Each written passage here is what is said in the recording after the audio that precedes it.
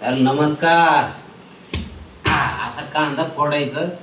ऐक बघा, हे बघा, हे सुशाला आहे. कोणता सुशाला? आपलं जे शिळ्या भाकरी उरलेल्या राहतात, म्हणजे हे 2 दिवसापासून शिळ्या भाकरी उरलेले होतं, त्या भाकरींचं सुशाला केलेलं आहे. त्याच्यामध्ये अशा प्रकारचं दही टाकायचं. हाय हाय, शिळ्या भाकरींचा तुकडा, काय म्हणतात त्याला, सुशाला. असं दह्यासोबत ह्याला कुस्करून, हाय हाय.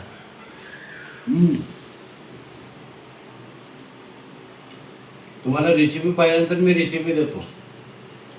अशा प्रकारचे 1-2 दिवसाचे आपल्याकडे भाकरी उरल्या तर त्याला बारीक चुरगळून कशा प्रकारचं सुशाला करायचं करून असं दह्यासोबत हाणायचं, असं कुस्करून.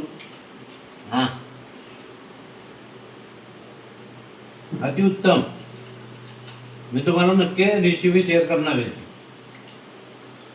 शिळ्या तुकड्यांचं सुशाला कशा प्रकारचं बनवायचं ह्याची रेसिपी मी तुम्हाला सांगणार. आता ह्या भरला मी व्हिडिओ बनवला नाही. आता 4-5 दिवसांना अजून आपल्याकडे शिळे तुकडे होतील, कारण की उन्हाळा दिवस आहे. भाकरी कसं कडक होऊन जातात.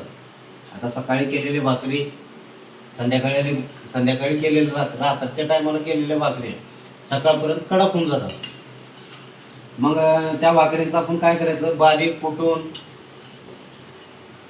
मस्त कढाईमध्ये तेल टाकून त्याच्यामध्ये जिरे, लसूण, आपलं कांदा, टमॅटो याचं फोडणी घेऊन चांगल्या पद्धतीने शेंगदाणे टाकायचं. मध्ये थोडं कढीपत्ता असेल तर कढीपत्ता, टेस्ट आणि फ्लेवर चांगले ते कढीपत्तानं.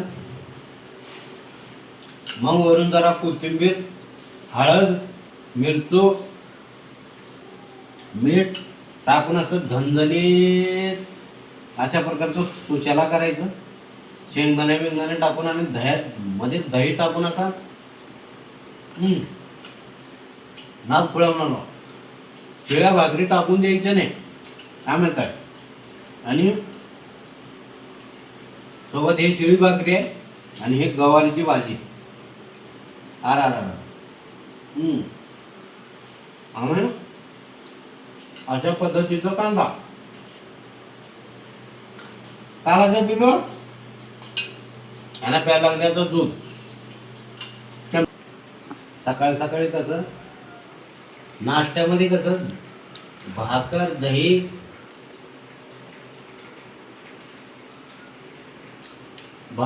राहिले की नाही, नादच खुळा म्हणाला सकाळच्या नाश्त्याचा. हे आपला सकाळचा नाश्ता आहे.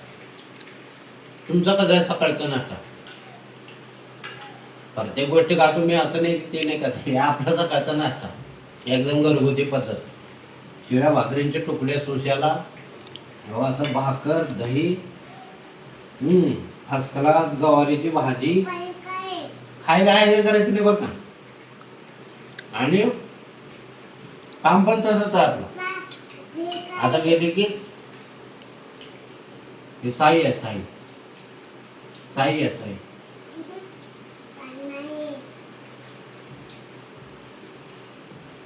साई आहे. सकाळी गेले की रात्रीचे 12 वाजतात आपलं एवढं हिंडावं लागतं. तुम्हाला तर माहीतच आहे, गेले की पटापट धंदा होत नाही. लय हिंडावं लागते, लय वेळ वेटिंगला बसावं लागते. त्याच्यामुळं आपल्याला यायला उशीर होतं. आता गेले की रात्री 12 वाजताच आपलं जेवण, म्हणून आता दाबून आणायचं पुस्तक.